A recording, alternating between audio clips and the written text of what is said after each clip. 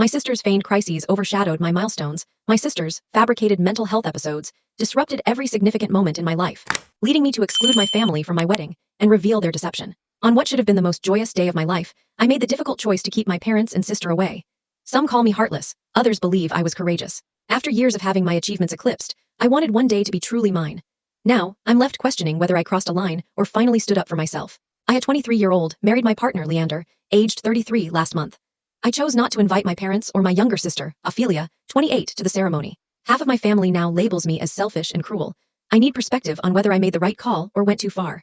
Let me share why I made this decision. When I was 15, Ophelia received a diagnosis of anxiety and depression, deemed manageable with therapy and medication, nothing severe or incapacitating.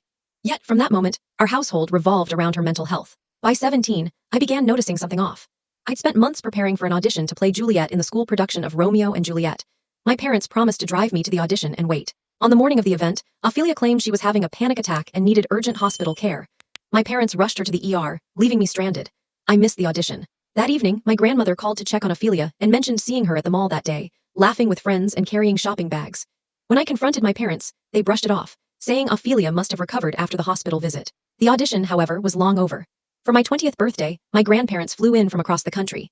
We planned a grand celebration at a fancy restaurant, complete with a custom cake featuring my photo. 2 hours before the event, Ophelia claimed severe anxiety over an upcoming exam and demanded immediate medical attention.